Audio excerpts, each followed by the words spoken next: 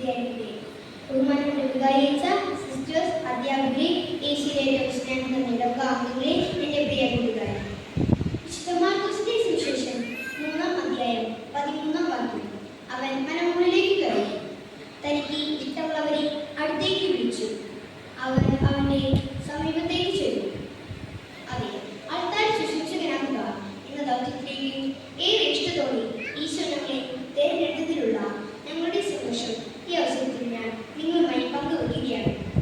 പ്രത്യേകമായി ഇന്നേ ദിവസം ഞങ്ങൾക്കായി ഒരുക്കി തന്ന ഈശോയോടുള്ള ഞങ്ങളുടെ സ്നേഹവും നന്ദിയും എത്ര പറഞ്ഞാലും മതി വരിക. വേദപാഠ ക്ലാസ്സിൽ ചേർന്ന നാൾ മുതൽ ആൾക്കാരിൽ പുരോഹിതനോടൊപ്പം ആൾക്കാർ വാഴുന്നാൽ ശുശ്രൂഷ ചെയ്ത് കാണുമ്പോൾ ഞാൻ ഒത്തിരി ആഗ്രഹിച്ചിരുന്നു. ഈശോയെ സ്വീകരിക്കാൻ ആദ്യ കുർബാന സ്വീകരണത്തിനായി തുടങ്ങിയ നാൾ മുതൽ ആൾക്കാർ ശുശ്രൂഷയ്ക്കായുള്ള ഒരു കാത്തിരിപ്പായിരുന്നു. ഇതിനായി ഈ 2 മാസക്കാലം ഞങ്ങളെ ഒരുക്കിയ നമ്മുടെ പ്രിയപ്പെട്ട വികാരിയച്ചൻ, നമ്മുടെ ആക്ടിവേറ്ററായ ആൻസി സിസ്റ്റർ, ആൾക്കാർ സംഘത്തിലെ സീനിയർ ചേട്ടന്മാർ, ഇവരുടെ പ്രവർത്തനങ്ങൾ ഞങ്ങൾക്ക് വളരെ പ്രയോജനകരവുമായിരുന്നു.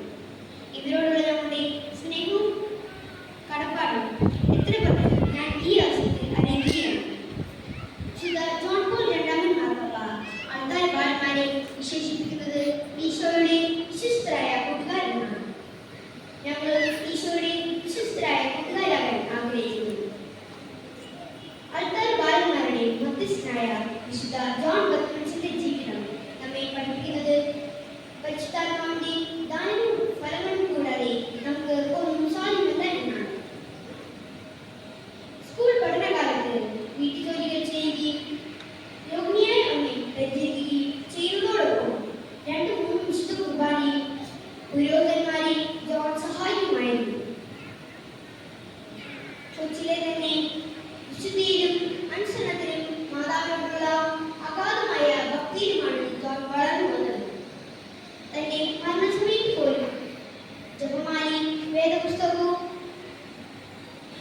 കുരിശുരൂപവുമാണ് തന്റെ വിധി എന്ന് പറഞ്ഞുകൊണ്ട് അത് മുറുകെ പിടിച്ച് പുരോഹിതനാക്കുക തന്റെ ജീവിത അഭിലാഷം പോലും സാക്ഷാത്കരിക്കാൻ സാധിക്കാതെ തന്റെ 72-ാം വയസ്സിൽ അദ്ദേഹം മരണത്തിന് കീഴ്വഴങ്ങിയെങ്കിലും തിരുസഭ അദ്ദേഹത്തെ വിശുദ്ധ പദവിയിലേക്ക് ഉയർത്തി.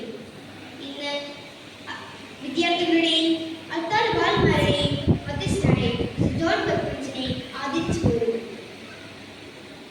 കൗദാശിക ജീവിതത്തിലും സഭാത്മക പ്രവർത്തനങ്ങളിലും തീക്ഷ്ണതയോടെ മുന്നേറാൻ ജോൺ ബത്മൻസിന്റെ ജീവിതം ഞങ്ങൾക്കും ഒരു പ്രചോദനമാണ്.